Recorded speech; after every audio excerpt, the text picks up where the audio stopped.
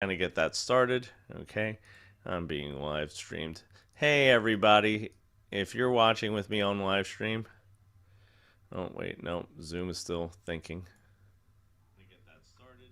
Okay, here we go. So we are live on YouTube. Let me share that out with the Facebook group.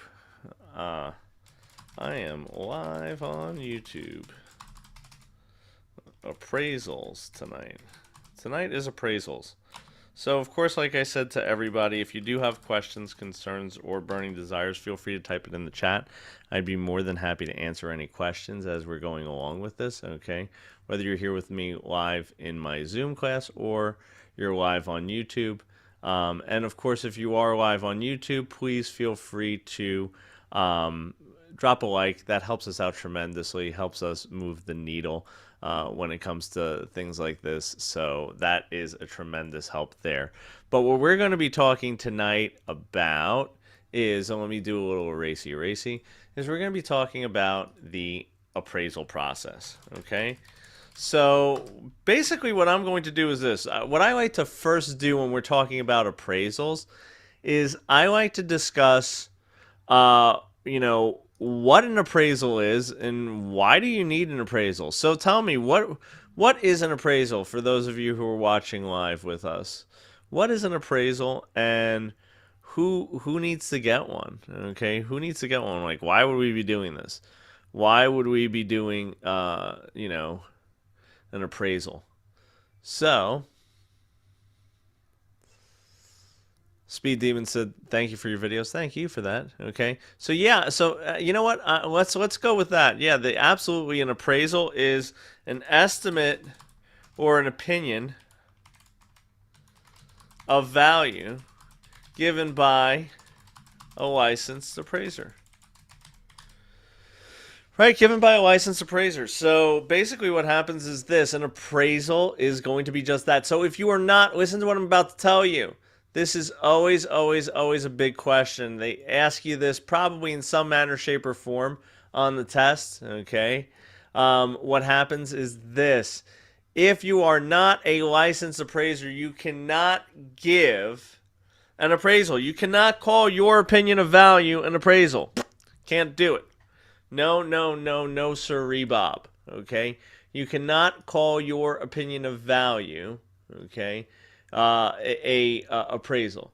So yeah, for those of you who are following along with the text, okay, it's a situation where 100%. If you're following along on the book, it is chapter 16. Victoria said it's really nice to be in your chats. Yeah, absolutely. This is why I like. Listen, I love interacting with people, so that's why I try to open it up to as many people as possible. So thank you for that, and I try to make it not as torturous as possible. So what I'm going to do now is I'm going to talk about what a licensed salesperson, okay, or broker can do. Okay, so now here's what happens. There's going to be two things that a broker can provide to give an estimate or an opinion of value, because a licensed salesperson or a broker are allowed to give opinions of value. They simply cannot refer to them as appraisals. So they're either going to be a CMA, which stands for comparative market analysis, or a BPO, which is a broker price opinion. Now, what I'm going to tell you is this. So when would we be using the CMA or BPO, and what's the difference between them? Jose said, dropped in just to say, passed my New Jersey real estate exam Saturday. Boom. That's what I love to hear. Thank you so much for coming in. Congrats on that one. So, what I will tell you is this: the difference between a CMA and a BPO, okay? Difference between a CMA and a BPO is a CMA is typically not paid. That's typically something you would prepare for a seller, someone who's looking to purchase a property, someone who is just wants to get an estimate of what the value is of their property, and it might be for purposes that are other than, you know, a loan purposes or something where you would need an appraisal. So obviously, if you're getting a loan from a bank, you would need an official appraisal. Okay. Broker price opinion. That's actually an interesting one. That was one where typically the broker is going to be compensated. Typically, the broker is going to be compensated for their opinion. So what does that mean? That means that basically you're going to get paid to do something. Now, is it the same as an appraisal? Nay, nay. You're not making the same money as an appraisal. But when would they do this? When would someone want to pay a broker for their price opinion? Well, this came to be really kind of in the housing market crash because I'm going to tell you a little story, kind of give you a little practical application of it. Okay? BPOs or broker price opinions. What happened was this. Banks got inundated in 2008, 2006 with foreclosed homes. So banks have inventory coming out their wazoo. I mean, so much so to the point that basically their wazoo could build another wazoo. They had so many of these freaking foreclosures coming out of them. So it was literally an absolutely insane mess. So what happened was this. The prior method of figuring out how much do we market this home for, because you have to understand these banks are not located in the towns in which these homes are typically, because they're doing deals across the country. So if you have a bank that's out in Denver, Colorado, and then you have a home that's in, Ocean County, New Jersey, guess what? They don't know their butt from their foot there. So they have to hire an appraiser, okay, pay appraiser money, and then basically get to a point where what's happening is they're basically saying, look, we're going to pay $400 to $500, sometimes even more, to just figure out what's the price of the home. So what happened was they came up with this wonderful, crazy solution where what happens is this, okay? What happens is they pay the broker a small amount of fees to basically just do what the appraiser would be doing, okay? But they don't call it an they don't call it an appraisal. They call it a broker price opinion. So what happens is this. Someone said, hey, sometimes the rants go on too much. I lose focus. What I will tell you is this. I try to keep it as concise as possible, but I do have some longer videos where I go through just flashcards, things like that. So you might want to try another video. Might work out for you. And also, too, and I'm going to say this, there's not a perfect instructor for everybody. So I know that I'm not perfect for everyone. Head on over to Prep Agent, see if there's watch some of Cynthia's videos, Joe's videos. Those might resonate a little truer to you. If it's something that's difficult for you, or even your classroom instructor might be better fit for you. Like I said, I know I'm not going to be perfect instructor for everybody. So that's why I always mention that too. So if you're watching on YouTube, that's something that I definitely recommend. And also anyone who's here in my live Zoom classes, I highly recommend diversifying your studies. So yeah, that's why I recommend going to Prep Agent. I recommend watching webinars from other instructors because I might explain something one way and you might actually get it a little better, watching it somewhere else. So, I know that, small critique on my part, but I'll tell you this, I do want to point it out because it's something that, honestly, I think it's something that, again, I can't be perfect for everybody. I know that. But what I'm going to do is say that, there's definitely situations where, there might be other videos of mine, or I just might not be a good fit for you as far as an instructor. And that's totally okay. I've come to terms with teaching for 15 years. I know that I can't be the perfect instructor for everybody. So that's why I always say, check out other instructors. There's a lot of different resources, especially on YouTube. So going back to the material, what I would say is this. We've went over what an appraisal is. Okay. So we went over the difference between an appraisal, a CMA, and a BPO. Okay, CMA and a BPO are things that licensed salesperson or brokers are going to be able to do. Talked about the nuances and differences between that. BPO is going to probably be a paid thing, usually for foreclosures or short sales, things like that. And a CMA is going to be usually when someone's focusing on basically like comps, and they're working through talking about the what the home probably should sell for versus like a full-fledged appraisal, because an appraisal is going to be a little more nuanced as far as what they have to go through, and we'll talk about that in a second. So let me ask this before I move on: is there any questions about what we've gone over so far?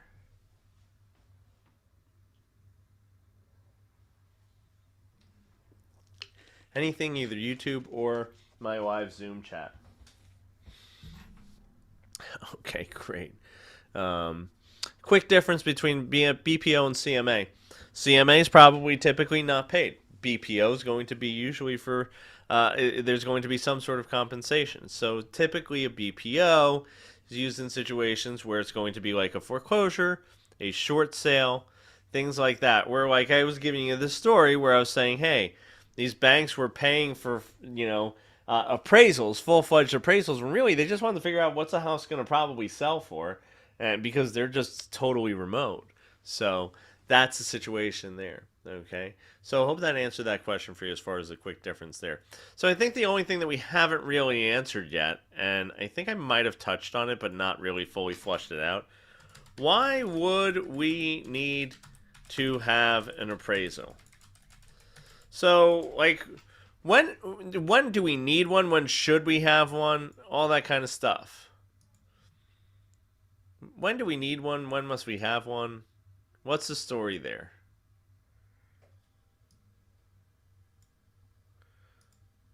So to get a loan, okay. Yeah, to get a loan would definitely be one of them, okay. Um, You might want to get one after a renovation. Yeah, Ashley in my live Zoom chat said, after a renovation. Okay. Absolutely 100%. To determine the selling price. So you see, I wouldn't necessarily say an appraisal would be, really the best use of that. That would probably be more like a CMA, right? So like if I wanted to, and that's a perfect time when an appraisal would be overkill. Okay. Yeah, so you pointed out a couple of good ones. The ones that I would basically say are, when we need a formal estimate of value, when we need, when a formal estimate slash opinion of value is needed. So this might be for insurance purposes. This might be for what was I going to say? This might be for lending purposes. All of those things would be true, true, true. Check the box. If there's any type of foreclosure, we typically would do probably a BPO if the bank just owned the property and they're like, I want to know how much it would cost, how much it would get on the fair market. So, any questions on that? Because that kind of wraps this up, and what we would do next is go into the 3 approaches to value, kind of like the appraisal process. That would be next. So I'm going to erase all this stuff here. So just take a moment if you want to, take that in, take a snapshot, whatever you need to do, because I'm going to do erasey in just a second. Nothing? Good? Bueno? Amazing. Fantastic. Wonderful. So, let's erasey. So now what we're going to be talking about is this. We're going to be talking about the appraisal process. So there's 3 approaches to value. So here's what you need to know about the 3 approaches to value. And what I'm going to tell you is what I think is the most important in order for you to be able to answer a question that you typically might receive on the test, that you might see. First thing is, you want to know a little bit about what the appraiser actually does in that approach and when it would be commonly used. Now, listen, there could always be an outlier situation, but I'm going to go over those 2 things, kind of what the process is and what type of properties it's typically going to be used for. Okay? So, the first approach that we're going to talk about is the income approach. Marianne said, I love you, Stu. I love you too. Thank you so much for that. That was really kind. What I would tell you is just hit that like button. That always helps us out. So if you really want to show some love whenever you're watching something, hit the like button. Make sure you're subscribed. So the income approach. This is typically used for commercial properties. And let me explain to you what a commercial property is. In my definition, that is 4+ units, okay? Or it's zoned commercial. So like an apartment building, so actually it's more than 4 units. So it's like 5+, okay? It's 5+ units because 1 to 4 would be still considered residential. Okay, 1 to 4 units would be considered residential, or it's zoned commercial, because there's still some single units that are going to be zoned commercial. Like if you go into, I'm going to be talking specifically about, like downtown Freehold in New Jersey. Okay, guess what? All those old Victorians single unit properties. Okay, so what happens is, for those of you who aren't familiar with Freehold, it's an older Italian, listen to me, an older Italian, an older like Victorian home style area. So it has some history to it. So downtown Seabright, yeah. So we're talking about some Jersey towns, and what happens is, for those of you who aren't familiar, basically, a fun fact: Freehold is the birthplace and hometown of Bruce Springsteen. But downtown Freehold basically has a bunch of old Victorian homes that are usually like doctors' offices, attorneys' offices, real estate offices. So although they're single units, they're actually zoned commercial. So we would be using the income approach, okay, if we were appraising a commercial property, okay? So something like that. Now, what do we mean? What is the appraiser going to do? So remember, I told you, I said those are the two things that we're going to identify: what properties it typically is, and what the appraiser is actually to do. Okay. So what happens is this: it's a situation where what they do is they take the rental income of the property, and they're going to find the value based off that. Okay. Based off that, they're going to find the value. Now, there's different ways mathematically that they could do this. I'm not terribly concerned about that right now. There's the cap rate method, and I'll go more into that when we touch on math. When we touch on math, I'll go more into that. So right now, what I want to do is I just want you to know that basically they're finding the value based off of the income that the property is going to generate. Okay, that's really, and again, keep it nice and simple when you're learning it, because I think that what happens is, especially the appraisal chapter, you could get overwhelmed with. So keep it really nice and simple. Okay, keep it nice and simple. So someone said, Crystal said, I'm taking my national exam on Saturday. Let's hope I pass. Good luck. Good luck. Wish you the best on that one. So, and anyone who's listening is taking the test soon. So, let's talk about the next two approaches to value. The next one we're going to talk about is the cost approach. So, the cost approach, typically this is used for new construction and or, okay, special purpose properties.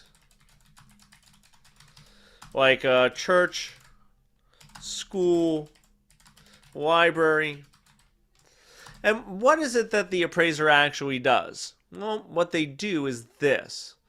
They take the land and they value that based on comparable sales.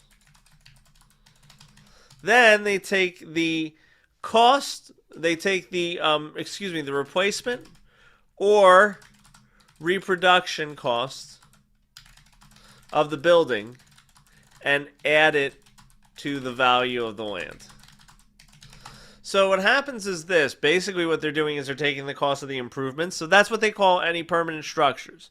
Any permanent structures on the land they call an improvement. Even if it's a really, really, really poopy built home, okay? Like we're talking junk home that is absolutely barely standing up, that's still considered an improvement. Still considered an improvement, okay?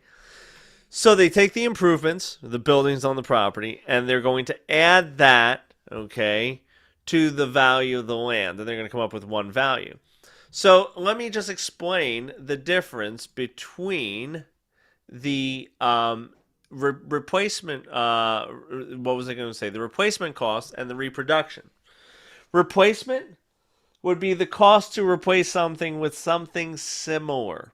Okay, something similar. So what do I mean by that? Well, let's say a home was built in the 1700s. Okay, there might be things within that home that we're just not going to use now in 2022. Okay, it's just not going to happen. So what happens is this: we would take the replacement cost. Okay, we would take the replacement cost, and that would be to build something similar, but not exactly the same. Okay, not exactly the same. So it'd be updated, same use, but similar, not exactly the same. A reproduction cost is totally entirely going to be based off of doing an exact replica. Okay, reproduction cost is an exact replica. It's one for one. Okay, it's basically going. We're going to use the same, wood. We're going to use the same buildings. We're going to use the same, all that stuff. Same. So basically, what happens is, and you're probably asking me, hey, what is the difference between, why would an appraiser use one over the other? Okay, why would they use one over the other? They would use one over the other because what happens is this: they basically just use their opinion. That's why we call this an opinion or estimate of value, because there's a lot of times where the appraiser is going to do that. Now, they also do this in the cost approach. They're going to apply one of the 3 depreciation factors to the building. We never depreciate land. We do not apply any of the depreciation factors to land.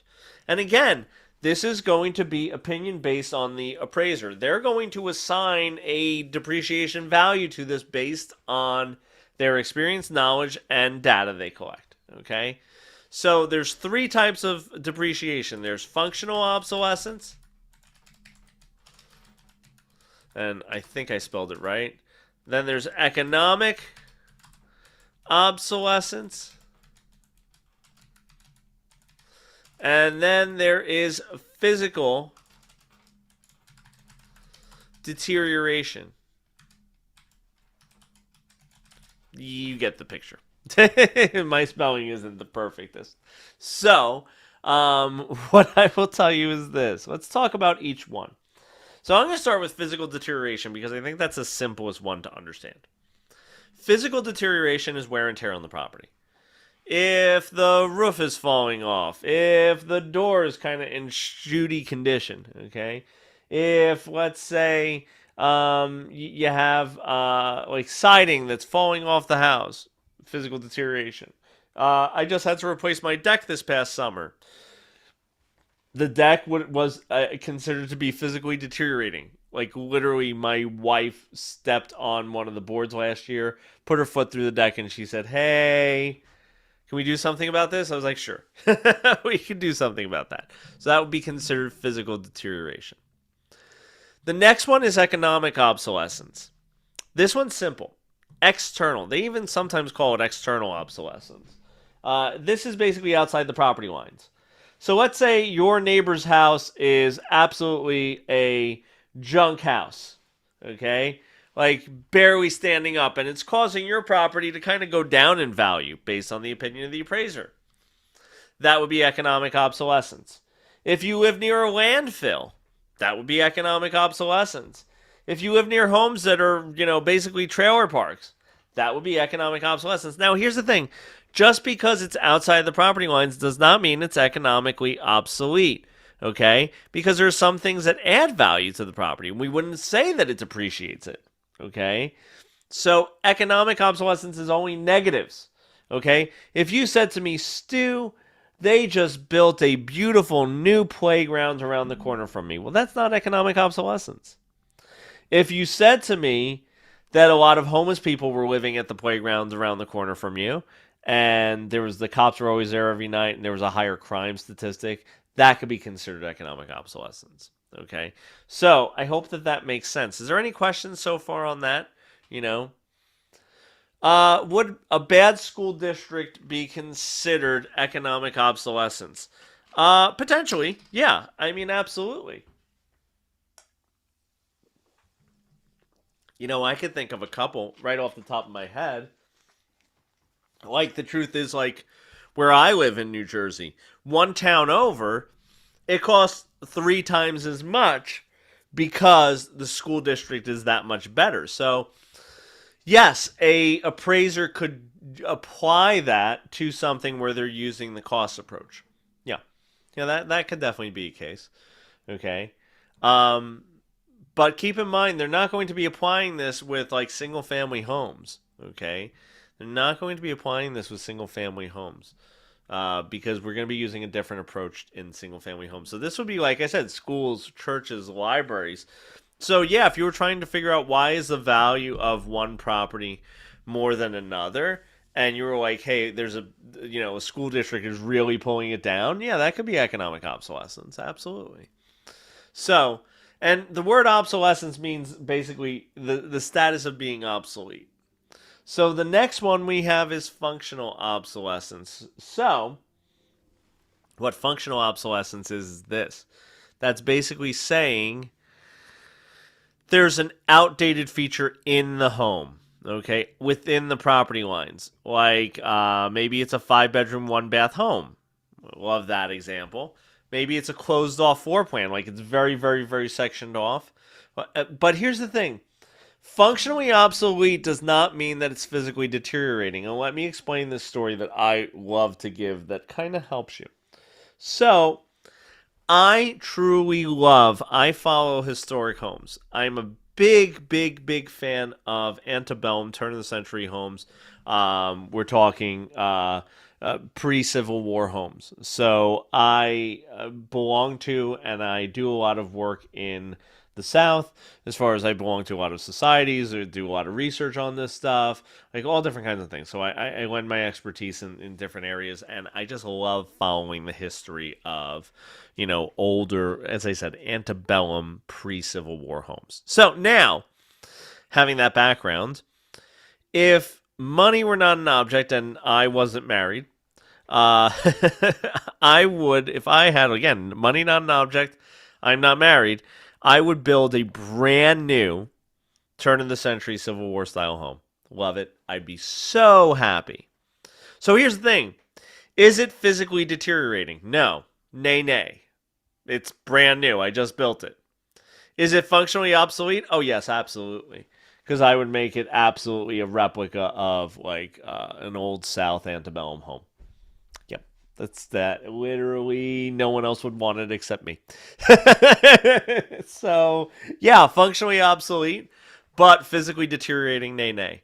So that's a differentiation you have to make there as far as the depreciation factors. And again, we never apply this to land because if we did, because think about this, ready? In the cost approach, we're separating the land from the improvements. So if we depreciated the building and then we depreciated the land, we'd actually be applying double depreciation to the property. And we don't want to do that. So hopefully that makes sense. So give me a thumbs up. Let me know if that makes sense. Please feel free to ask any questions that you might. And then we'll do our last one. Because this is usually, the last one is usually the one that gives a little bit, okay, a little bit of difficulty to some people, okay. What are other examples of functionally obsolete? Close off floor plan. If you have let's say, all the homes in the area have a 2-car garage and yours doesn't have any garage, that would be functionally obsolete. It's basically an outdated feature. Okay. An outdated feature. Okay. So basically, think of any outdated feature. My home doesn't have an open kitchen. That would be considered, functionally obsolete. Okay. If you had a galley, no ventilation, just fireplace, yeah, functionally obsolete. I would say that is a dated feature. Okay. Yeah, absolutely. Okay. That's another thing. Yeah. If you have no ventilation, just a fireplace, sure. I mean, you could think of a lot of things.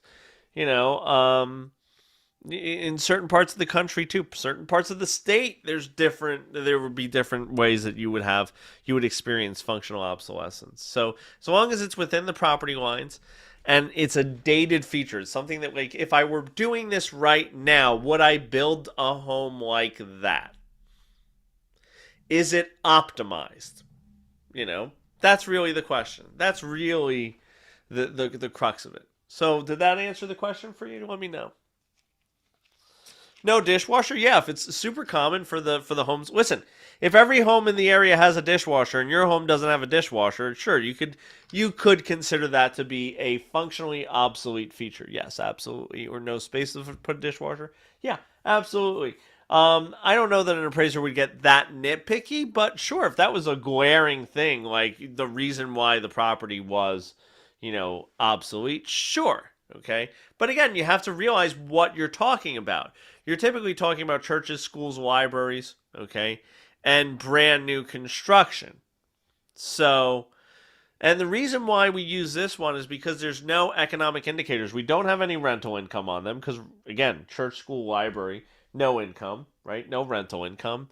And there's usually or there's no sales history. So, like new construction, there would be no sales history of similar homes being sold in the area. So, you would have to use basically how much did it cost to build this. So, last approach to value. Then we'll be done here. Last approach to value is the sales comparison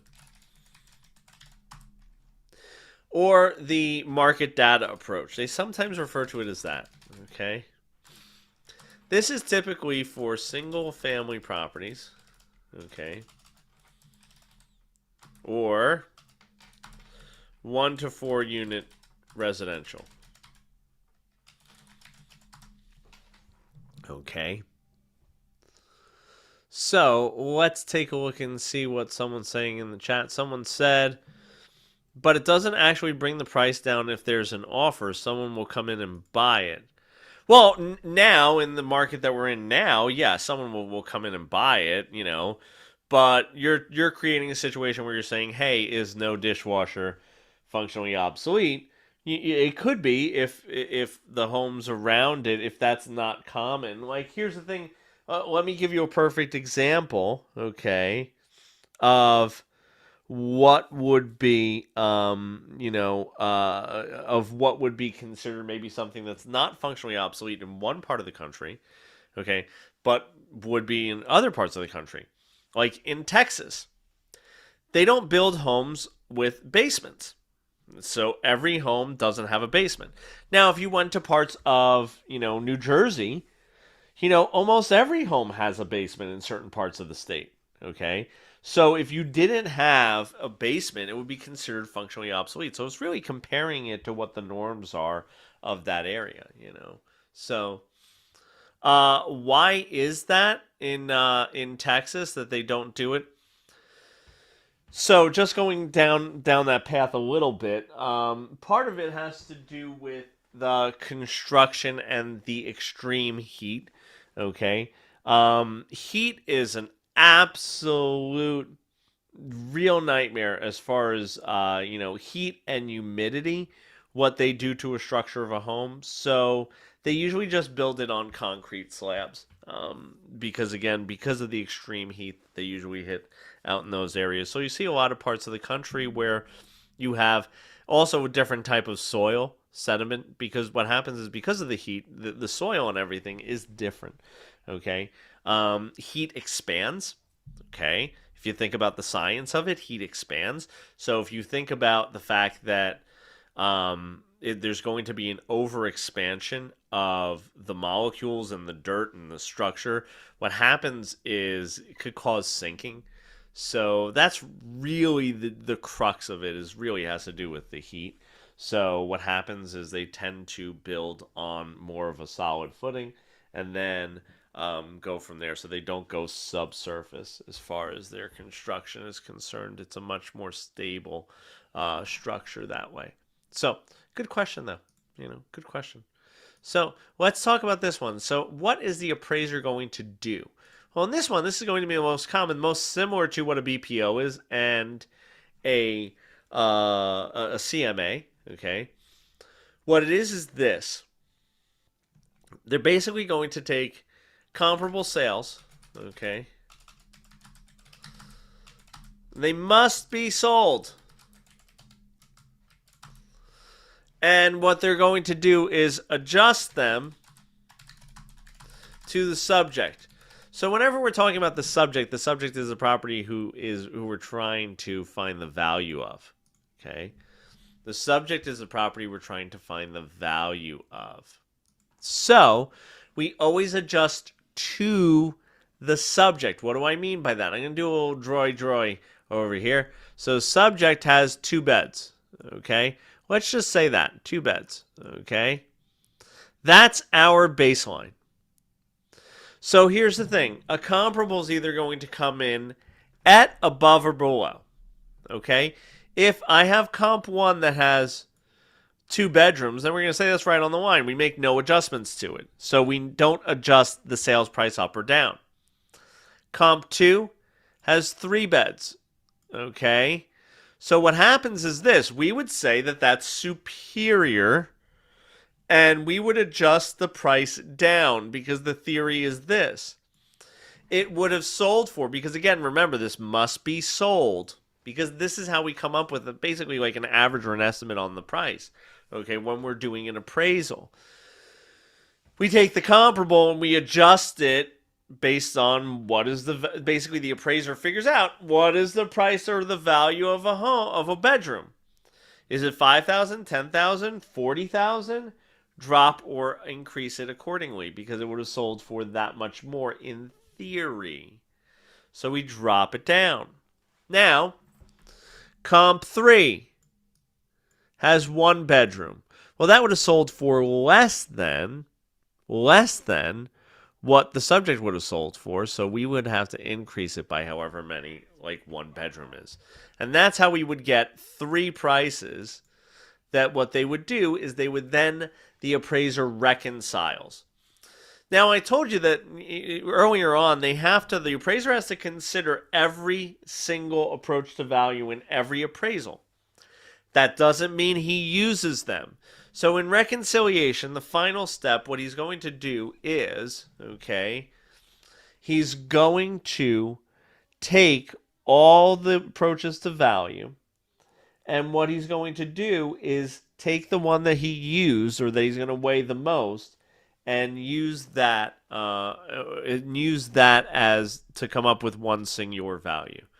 So someone asked me if I could repeat this one more time. So let me ask you this: what is it that confusing, or you'd like me to repeat as far as this is concerned? Which portion of this is confusing and or you missed? The diagram, sure.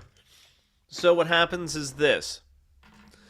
I'm showing you how a appraiser uses the sold comparables. Okay. So what happens is this. He adjusts to the subject. So if the subject had 2 bedrooms and comp 1 had 2 bedrooms, we make no adjustment. If comp 2 had 3 bedrooms, we would assume that it would sold for more, right? A 3-bedroom should, in theory, sell for more than a 2-bedroom.